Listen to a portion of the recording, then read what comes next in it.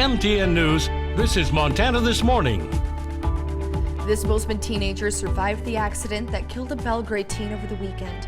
He has a long road to recovery, and coming up, you can find out how to help. I'm Cassidy Powers out here on Frontage Road between Belgrade and Manhattan, and I'm going to tell you how the classic car community is coming together in hopes of raising money for their fellow car lover who recently suffered life-threatening injuries. Trump back on the trail after the most recent apparent attempt on his life. I'm Jared Hill with his latest promise to auto workers and what Harris told a panel of black journalists. I'm Jonathan Amberian in Helena. What does it take to really get a good picture in a political poll? Well, a class here at Carroll College is teaching students exactly that. Alrighty, we are coming up on 6 o'clock on this Wednesday morning. Jane McDonald and Matt Elwell with you bright and early, and well, it's a bit of a wet start today for a lot of spots. Definitely going to be dealing with windshield wipers, umbrellas, and rain jackets. Here we go. I'd send the kids with the rain boots as well if you don't want wet socks. That's it.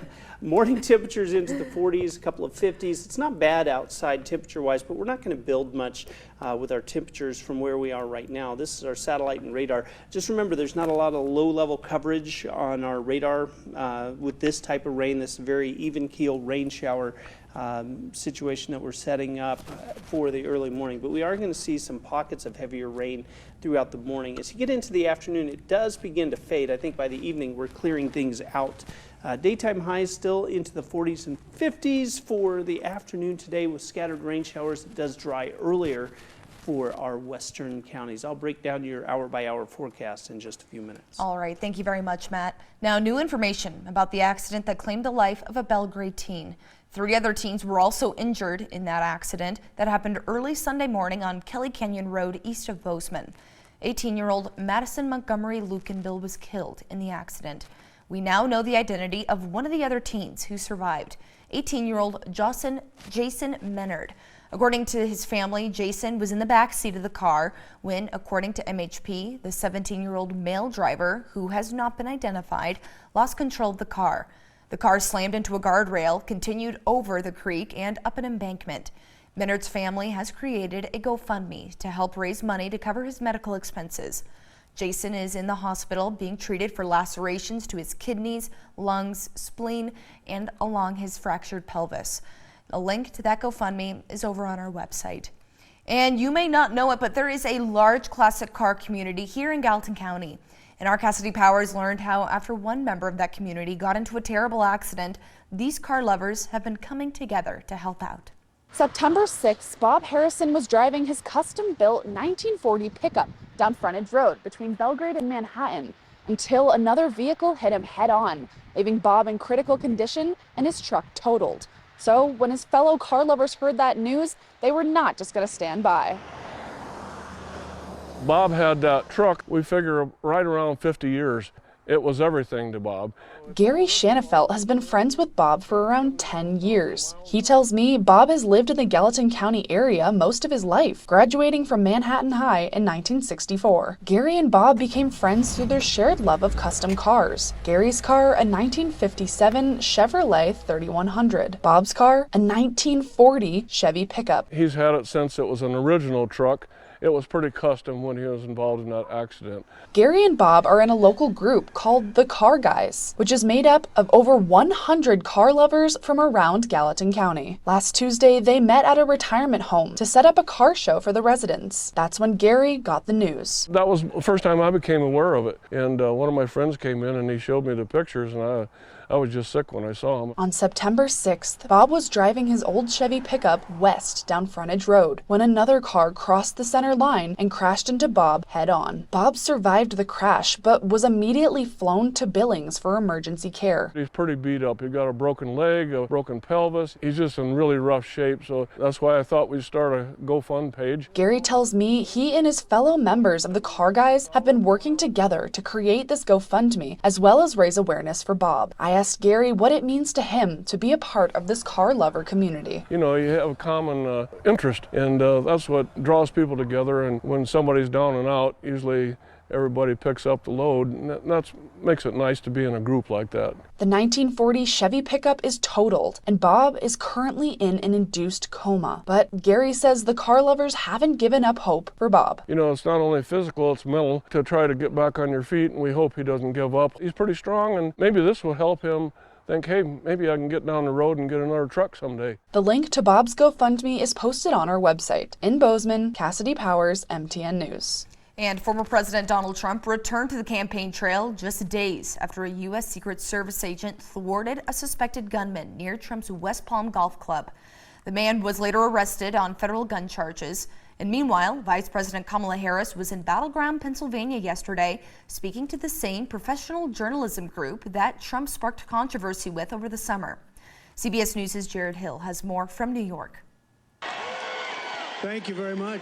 Former President Donald Trump back on the campaign trail in Michigan, days after a second suspected assassination attempt at his golf club in West Palm Beach. This guy was all set. He was all set to do his number. The former president courted auto workers at a town hall, pledging to put a 200% tariff on cars built in China and Mexico. You have countries stealing your business. We are winning this campaign.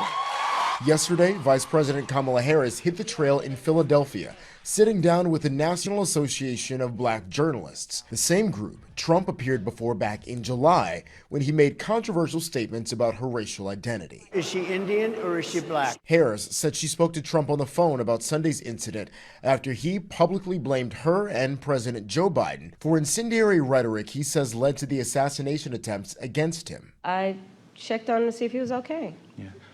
And I told him what I have said publicly. There's no place for political violence in our country. Harris also criticized Trump's false claims that Haitian migrants are eating pets in Springfield, Ohio. It's a crying shame.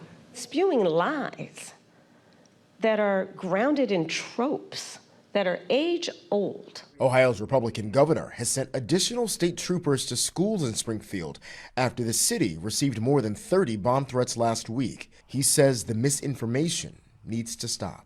Jared Hill, CBS News. And former President Trump also described his call with Vice President Harris as, quote, very nice. Trump campaigns in his native state of New York today, and Harris has events in Washington, D.C. And with Montana's elections getting some national attention this year, many people are taking a closer look at election polling.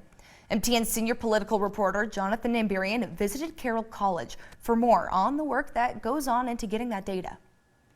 Polling is about a lot more than just asking someone who they're going to vote for. That's a lesson that students in Carroll College's class on elections, political parties, and public opinion are learning firsthand. It seems pretty easy, like you just present questions to respondents, and it is not as easy as it seems when you're just using the data. Sophia Wright is one of about 20 students in the class. 10 years ago, Associate Professor Alex Street's students began conducting exit polls in Montana elections. Right now, he's having this group craft questions they'll be asking voters by mail and as they leave the polls. The format of these questions, probably roughly the format that you're going to use. Street says for any poll, the biggest challenge is making sure the responses are representative, that no group of voters is too heavily weighted. Under some assumptions, if you have a bigger sample, then it's going to have more precision. But that's only true if you have a representative sample. If you're only talking to people who agree on something, no matter how many more of them you get, that doesn't make it any better as a sample if there's actually some people who disagree out there and you're not managing to talk to them. Each election is different, and Street says pollsters are always trying to adjust to what they learned last time. But there's always a possibility they're not hearing enough from specific groups. Like if a candidate is appealing to new voters, or their supporters are skeptical of the organizations doing polls. In that case, it's not just random, it's not just chance that you don't include those people, it's actually a bias. And that is the big issue that we worry about in polling. Paxton Shepard says he's a political junkie, and going through this class changed how he looks at polls. This class has kind of sent me into a little bit of a spiral when it comes to politics, because I thought I knew so much about how polling works and about how to study politics in general, but there's been a lot of literature we've read suggesting that maybe these polls are telling us things that we haven't really thought about or are painting a picture that we haven't even been looking at. The students will be traveling in pairs to polling places around Lewis and Clark County to conduct their exit poll in November. Their mail survey will be going out to voters in several rural Montana counties. In Helena, Jonathan Amberian, MTN News. And nestled just outside of Lewistown, Montana, lies a hidden gem that many outdoor enthusiasts may not know about, and that is the ice caves. These natural wonders are a must-see for anyone looking for a unique and challenging hiking experience in the stunning mountain landscapes of central Montana. MTN's James Rowland is going to take us there. Just outside of Lewistown, in these gorgeous mountains, there hides an interesting secret. And if you want to come out for a hike, then you should join me in the ice caves. Formed over millions of years by slow water deposits dripping through the cracks in the rocks, these ice caves stay frozen year-round, no matter the temperature. Nestled in the Big Snowy's mountain range, the ice caves can be a bit of a chore to get to. You do have a couple options though. Campsites at Crystal Lake are at the base of the trail.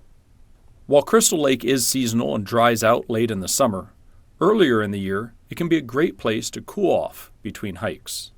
You also have the option of camping on trail or completing as a day hike, using either a 5-mile there and back trail or a 12-mile loop. Be cautious, there's no water on trail, so bring at least 2 liters per person, but honestly a lot more if you're going to be doing backcountry camping. With over 2,000 feet of elevation gain in the first 2.5 miles, it is a pretty steep trail, so make sure you're in decent shape, bring some good shoes. The landscape changes from lush forest to broken, jagged shell. You might just see quite a bit of wildlife out there as well, as this is truly a wilderness area. When you get to the caves, it's a narrow opening to get in, but they are amazing. Make sure to bring a flashlight. Welcome to the ice caves. Now the reason these caves even exist is kind of interesting.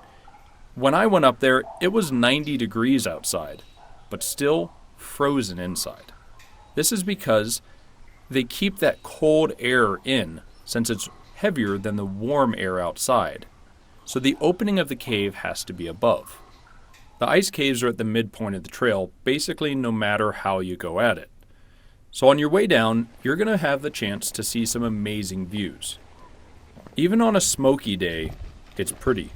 But when it's clear, you can see from Canada all the way to Wyoming. The ice caves and the trail associated with it are more than worth the effort if you're able to do it. It's easily one of my favorite trails in the state, and I will definitely be going back. I hope you get out there to see it as well. Just outside of Lewistown, I'm James Rowland, MTN News.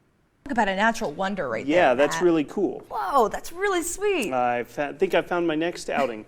I know. I think I gotta start doing. We have to do something. I'll have to do the M a few more times maybe before I tackle the ice 2,000 feet of elevation gain yeah. right off the bat. Time to tackle the M first. Yeah.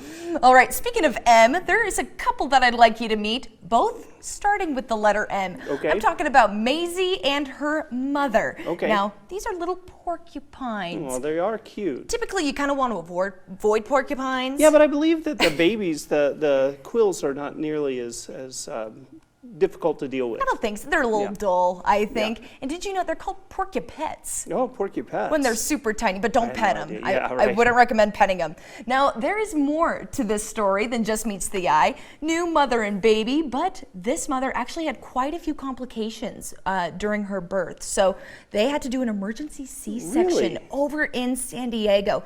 It was one of the first recorded incidents that this has ever happened. Sure. Thankfully, they were able to deliver the baby safely. Mother, as you can see, is doing quite well. She's just hanging out, taking a break from motherhood, it looks like. That's cute. Isn't that sweet? I love it. I do too. Now we get to go to San Diego and check out the porcupines. Absolutely, why not? But from a distance, though.